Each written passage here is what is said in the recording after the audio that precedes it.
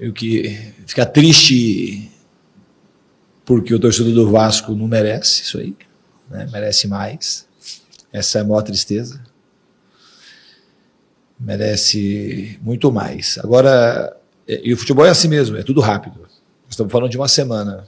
Ao mesmo tempo, a gente não pode achar que é terra arrasada, porque é uma semana. E tiveram 3 jogos. Os jogos foram diferentes uns dos outros. Acho que contra o São Paulo a gente jogou bem a maior parte do jogo e precisa vencer. Não adianta só jogar bem. Precisava ganhar o jogo. Já está ruim por aí. Não adianta só ter que traduzir em vitória, porque senão não adianta. Contra o Botafogo, a gente foi muito mal. Uma partida que a gente acertou quase nada, que faltou muita coisa. E hoje a gente jogou bem até tomar o primeiro gol. 37 minutos do primeiro tempo. Jogou muito bem o time. Fez um gol, podia ter feito o segundo, podia ter feito o terceiro, estava cedendo nada para o Juventude. Aí tomou um gol e depois de alguns minutos tomou o segundo. 2 falhas, 2 gols que a gente não... totalmente evitáveis. O primeiro gol saiu a bola estava no nosso pé, aí a gente faz um passe forçado sem nenhuma necessidade. Eles fazem uma bola longa, e uma bola longa que a gente esperava, a gente tinha 7 jogadores contra 3 e tomamos o gol. E o segundo gol também não tem sentido nenhum, a gente saiu com a bola por dentro, a gente saiu acelerando o jogo, o time todo desorganizado no campo, e cedemos o segundo gol. No segundo tempo, eles baixaram bastante a linha, a gente teve dificuldade para criar e cedemos o contra-ataque. Essa foi a minha leitura do jogo de hoje, e que nos custou a derrota. Aqui, Diniz. Joel Silva, do canal Colina em Foco. São 3 jogos, né, em uma semana, 3 derrotas, mas a gente entende, pelo menos o jogo contra o São Paulo e contra o Juventude, é a mesma estrutura que até o próprio torcedor concorda de escalação, né, com o Ryan, Andrés Gomes, Nuno. Você acredita que... E o Carpini, mais cedo aqui na coletiva, ele falou que leu bem o Vasco, olhando muito o jogo contra o São Paulo e de colocar 3 zagueiros e conseguir neutralizar. O que você acha que faltou, ou você entende que talvez foi mais mérito do adversário, ou faltou algum jogo melhor individualmente dos jogadores? Como é que, em relação ao ataque, até porque no segundo tempo só teve um chute do Nuno. Assim, o que está faltando para o Vasco voltar a criar o que vinha criando na sequência positiva? Obrigado. Assim, depois que o resultado acontece, as narrativas elas ficam muito facilitadas. Se tivesse tido uma leitura exata do jogo, tanto o São Paulo quanto o Juventude, a gente não tinha tido superioridade, não tinha saído ganhando. Hoje, no jogo de hoje, para virar o jogo, a gente teve que entregar 2 gols. Só se estivesse contando que a gente ia entregar 2 gols, que a gente costuma entregar. Nós entregamos 2 gols para o Juventude, e isso modificou a partida. Depois eles baixaram, e o que acontece com o placar? A torcida fica mais impaciente, o jogador vai perdendo confiança, o time fica mais apressado. As trocas também hoje não teve o efeito que teve, por exemplo, num jogo contra o Vitória. E aí sim, no segundo tempo, o chute foi feito. Mas muito por conta do jogo estar 2-1 e a gente ficar num estado anímico diferente e ter uma perda de confiança importante. Mas tanto o São Paulo contra o Juventude, a gente teve domínio do jogo. O normal não era a gente, se a gente continua jogando, não toma o primeiro gol do jeito que tomou, porque mas o gol sai. Mas o Juventude não fez força nenhuma para fazer o gol na gente. Nenhuma. Hoje a gente entregou o resultado para o Juventude, como foi contra o São Paulo também. Contra o São Paulo, a gente está dominando o jogo. Aí tem um escanteio, a gente cede um escanteio que não precisava ceder. A gente está com todo mundo lá acumulado, a gente tinha os 7 jogadores contra 2 ou 3, bota a bola para escanteio. Aí no escanteio a gente comete um pênalti infantil, como a gente cometeu. No jogo de hoje aconteceu coisa parecida. Então não é assim do jogo, assim, o que mudou? Se a gente tivesse tido esse comportamento contra o Bragantino, de entregar um gol, nós entregamos um gol contra o Bragantino lá no começo do jogo, sempre sai, eu falei isso para vocês. Se eles aproveitam e fazem o gol no começo contra o Fluminense também, muda a história do jogo. Mas hoje a gente não pode ceder os gols que a gente tem cedido. O jogo do Botafogo, ele foi ruim praticamente do começo ao final. Agora o jogo de hoje, o jogo do Juventude, a gente praticamente entregou os resultados para o adversário. Aí que estava jogando bem, tanto no jogo como o outro. E aí você vai perdendo confiança. Quando o time perde confiança, fica mais difícil para você buscar a virada. Diniz aqui, Sérgio Quinte, canal Atenção Vascaínos. O Vasco foi do céu ao inferno, né? Do seu melhor momento ao pior momento, eu posso dizer, talvez, porque agora está tendo resultados e números ruins, tendo os reforços. No outro momento, não tinha os reforços. Agora, com o time completo, está tendo esses resultados. Você explicou, você falou nas respostas anteriores, o que está acontecendo. Eu vou te perguntar por que está acontecendo. Falta de confiança, tem salário atrasado, aconteceu algum problema nos bastidores entre os jogadores, cabeça na Copa do Brasil, psicológico ruim porque soberba pelos resultados que veio. O que está acontecendo? Você explicou o que aconteceu, mas por que isso está acontecendo? O porquê a gente tem que descobrir. Não? Se eu soubesse todos os porquês, teria vencido os 3 jogos. Né? Mas a gente vai falar aqui especular. A gente não sabe exatamente por que ganha nem por que perde. Em alguns momentos, eu acho que contra o Botafogo, a gente fez um jogo muito desconcentrado. Isso foi uma coisa que pesou muito desconcentrado. A gente treinou de um jeito e jogou de outro completamente. E era um jogo... E a gente sabia o que tinha que fazer contra o Botafogo, porque a gente fez os 2 jogos da Copa do Brasil e não tinha muita mudança naquilo que a gente tinha preparado para o jogo. A aplicação que foi completamente diferente. Então, ali faltou... Se você falar assim, uma coisa que você acha, eu acho que faltou um nível de concentração extremamente baixo, que nos custou uma derrota extremamente merecida. Do jogo do São Paulo, o jogo de hoje, é diferente explicar o jogo, muito diferente. O Vasco, uma coisa que eu acredito muito, o Vasco tem que aprender, e está aprendendo, o time está aprendendo a jogar bem e está aprendendo a ser um time grande. Não é a primeira flutuação para baixo que teve. A gente já teve pelo menos uns 2 ou 3 momentos assim. Esse é o 3º ou 4º momento na competição que a gente flutua para baixo. A gente tem que saber agora aprender como a gente aprendeu nas outras vezes e voltar a subir. Uma coisa breve. O Ryan, artilheiro do time, centroavante, por que ele bateu um escanteio naquele momento? Tem que jogar de ensaiada, né? Foi uma jogada de ensaiada que não funcionou, né? Foi por causa disso. Mas também, né? Se ele tivesse batido 10 escanteios, tudo bem, mas ele bateu um escanteio. Não, só para entender, a jogada de ensaiada não funcionou. Boa noite, Nis. Cauê Rodrigues, Colina 1927. Queria que você explicasse a saída do Piton do time com o Verratti e o GB em campo. Porque a partir do momento, na minha visão pelo menos, e do torcedor, que você coloca o Verratti e o GB, é um pouco de bola aérea, né? O Piton cruza muito bem, é um dos principais assistentes da temporada. E se me permite mais uma pergunta também, qual a situação atual do Paulinho Paulo e do Thiago Mendes? Obrigado. Do Piton, que naquele momento ele não estava conseguindo achar cruzamento. No segundo tempo, você vê quantos cruzamentos que o Piton fez no segundo tempo. E ali, talvez, um cruzamento de tirando a bola para o pé direito. O Puma, na realidade, entrou para tentar fazer os cruzamentos, que o Puma também bate muito bem na bola.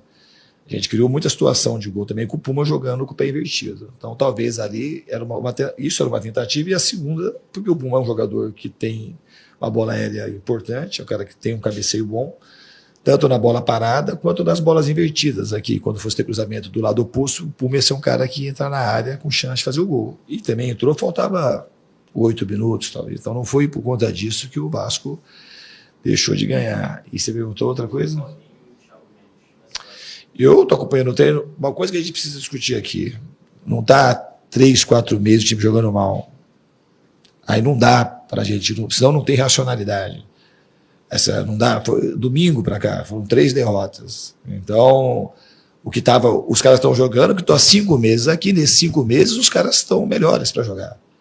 E não mudou? Como é que você acha que mudou tudo de uma semana para cá? E os outros que não estão entrando, que a gente nem tem tempo para treinar, treinaram muito bem nos treinos, a ponto de ganhar minutagem ou de virar titular. Isso aí que não pode acontecer, isso é falta de racionalidade. Não é nada, estão jogando os caras que têm treinado bem e que estavam entrando bem. Matheus França, que estava sendo vaiado, ele entrou muito bem até o jogo do Bragantino, estava sendo super importante. E concordo, você não entrou tão bem nos outros jogos. Mas o jogador estava entrando bem em todos os jogos. E se a gente vai tirar um jogador que pega um momento ruim de estar entrando mal e tira, daqui a pouco a gente não tem ninguém. Porque a gente vai circulando e todo mundo é questionado. No fundo, a gente tem que tentar recuperar e dar confiança para todo mundo. Diniz, boa noite. Amadeu do Boa canal noite, Amadeu. Na Torcida Vascaínos. Fala de 2 jogadores que são selecionados, né? O Carlos Cuesta e o Paulo Henrique. Hoje o Carlos Cuesta, para mim, acho que fez a pior partida dele dentro do Campeonato Brasileiro. Essa situação da convocação para a seleção brasileira, para a seleção da Colômbia, inclusive, no primeiro gol, o jogador do Juventude cisca 3 vezes e ele deixa cruzar essa bola, onde ele poderia ter encostado, daria um escanteio, onde o Marcelo Hermes foi muito feliz, pegou e fez aquele primeiro gol. E a situação do PH, de novo, o PH fazendo esse tipo de falta, ou ele, não sei se ele está preocupado em não se machucar para ir para a seleção, e como você vai trabalhar o mental desses jogadores, porque 3 derrotas consecutivas no Rio de Janeiro, de repente, pode estar abalando algum jogador. Boa noite, obrigado. Eu não consigo responder, porque eu não sou jogadores para essa resposta é uma coisa muito pessoal. Eu não acredito que o Cuesta é um jogador que é acostumado a ser convocado, obviamente fazia um tempo que ele não era convocado, porque ele não estava jogando na Turquia. O PH não é a primeira convocação e tem que se habituar, porque se é um jogador que está indo para a seleção, é um jogador que está indo para a seleção por conta do momento que vive no clube, né? Então tem que acabar entregando aqui. Eu não acho que aconteceu alguma coisa por causa das convocações, os jogadores, segundo a tua fala, assim, caíram o rendimento. Eu não vejo dessa forma. E quanto à confiança, é uma coisa que, como eu falo, não é o primeiro momento que a gente passa por isso. O time agora, nesses momentos, tem que se fechar mais, saber receber as críticas, que são todas elas praticamente merecidas, as que estão sendo feitas aqui, e que foram feitas contra o Botafogo. Eu não acompanho muito rede social, mas falando daquilo que eu sinto do ambiente da coletiva. O time, assim, no fundo, a gente, quando joga bem, como jogou contra o São Paulo boa parte do jogo, e hoje até tomar o gol, a gente tem que converter isso em vitória. Porque só jogar bem já não adianta. E a torcida quer ver vitória, quer ver bom futebol, mas quer ver, acima do bom futebol, quer ver vitória. Então a gente tem que saber entregar para a torcida o que a torcida merece. A torcida que não está instável. O time tem que ser estável como a torcida é estável. A torcida vem, ela apoia, ela vai, ela grita, vai. E a gente tem que ser estável como a torcida está sendo. Em determinado momento a gente estava entregando aquilo que a torcida queria e a gente foi criando uma conexão que, quando acontece esse tipo de semana de 3 derrotas, isso aí a gente, por nossa responsabilidade, abala e a gente tem que retomar. Fernando Diniz, boa noite. Lineker Beyond, canal A Hora do Vasco. As suas coletivas são muito boas porque tem muitos diagnósticos. Então a gente consegue, de uma para outra, quase copiá-las, né? Só que a gente não vê muita mudança dentro de campo. O estilo de jogo é quase o mesmo, as atitudes de alguns jogadores também, por onde que eles percorrem, né? A gente não consegue ver uma mudança, uma variação. Queria entender e perguntar para você o seguinte: se nos próximos jogos, após 3 derrotas no Rio consecutivas e praticamente com os mesmos diagnósticos, se haverá mudança. Obrigado. Você vai melhorando a tua...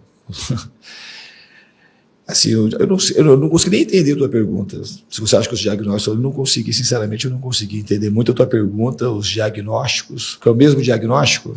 Isso, a torcida merece, a gente teve erro individual. E... Então vamos lá. Então você acha que a torcida não merece? Você quer que eu fale que a torcida não merece? É? Que a torcida não merece? A torcida não muda de fora, estou perguntando dentro de campo. Não, a torcida, pensa qual que é o meu diagnóstico, a torcida, vou repetir então para você. Se você acha que esse diagnóstico vai mudar, não. Esse é um que a torcida merece, que a gente tem que entregar a vitória, que a gente teve partidas diferentes, não foi dos mesmos tipos de derrota. Contra o São Paulo, a gente conseguiu perder de 2-0 e saiu aplaudido, porque a gente apresentou coisas positivas. Contra o Botafogo foi ruim, eu assumi claramente toda a responsabilidade. Então não teve o mesmo diagnóstico. Você não está prestando muita atenção nas coletivas.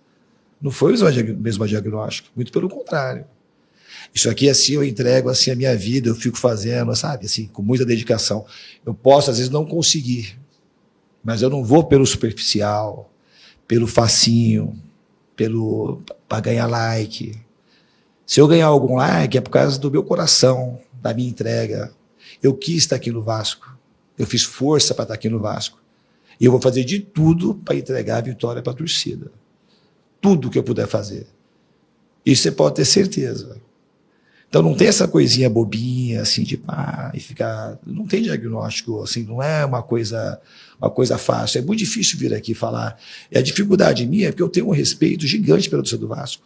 É muito grande mesmo. Você nem imagina o quanto. O quanto que eu quero, assim, ser parte da reconstrução do Vasco. É uma alegria para mim, não é alegria só de vencer, não, é de ver a torcida na rua e fazer Vitória Vascão, esse negócio bonito. Então é difícil vir aqui, é dolorido pra caramba. E eu venho aqui, assim, eu não vou ficar expondo o jogador aqui, porque alguém queira que eu exponha, não vou expor o jogador. Eu cobro muito jogador, vocês sabem disso, na beira do campo você vê um pedaço disso. Eu cobro muito jogador, eles trabalham muito isso. O Vasco é um dos times que mais treina que eu peguei na minha vida. E a gente vai se juntar para voltar a dar alegria para a torcida. E a torcida, a gente tem que saber agora ser criticado, porque o que a gente merece agora é crítica. Mas não essas brincadeirinhas, né? De fazer um negócio, de querer achar um negocinho falha para fazer uma pegadinha, assim, que não tem muito sentido. Eu acho que nós estamos aqui, todo mundo em prol do Vasco, de fazer as coisas acontecerem para o Vasco.